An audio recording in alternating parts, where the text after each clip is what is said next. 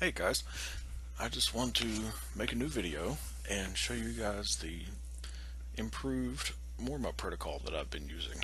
Now this isn't necessarily to replace anything, but it certainly enhances what I've been using for warm-ups in the past. And these are also good alternatives for people who don't have abduction adduction hip machines. What I'm doing here now is I'm taking knee wraps and starting at the very base of my quad, wrapping them real tight and tying them off to create a compression effect to where all the muscles in the quads and the hamstrings and my adductors and my lower leg are compressed, and it actually enhances my ability to perform warm-ups. Now on top of that, there's also an occlusion effect, and what that means is it's inhibiting venous return away from the muscles back up to the heart. And when that happens and you take these wraps off, there's a supercompensating effect with more blood to the area.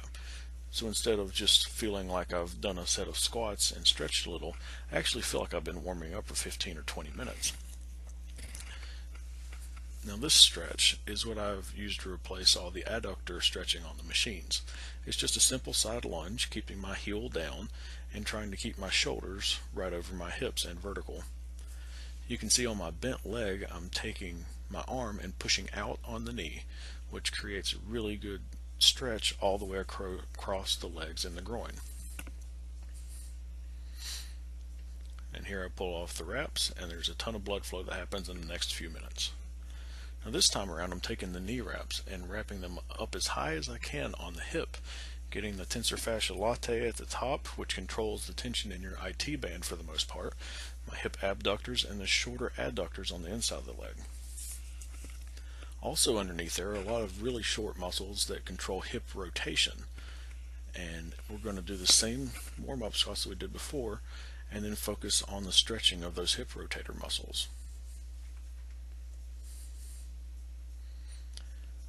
If you saw me doing these warm-up squats without the wraps on, I would look like an 80-year-old man trying to get up and out of a chair, and it's not very pretty. But with these wraps on, I feel like $1,000,000. There's zero pain in my hips that are actually going to need surgery pretty soon, so I think that says a lot. Now this stretch will stretch out the abductors and the hips and actually release a lot of the internal rotator muscles of the hip and enable you to hit better positions in the squat and sumo deadlift or anything like that. If you know anybody or yourself that has knees shooting in out of the bottom of the squat, this is a very good stretch for you, along with this next stretch as well. This doesn't have as much stress directly on the glutes as the previous stretch, but it targets those rotator muscles a lot more specifically.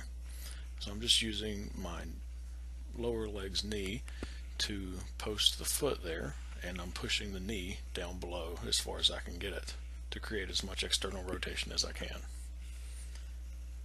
Now, these are called bird dogs.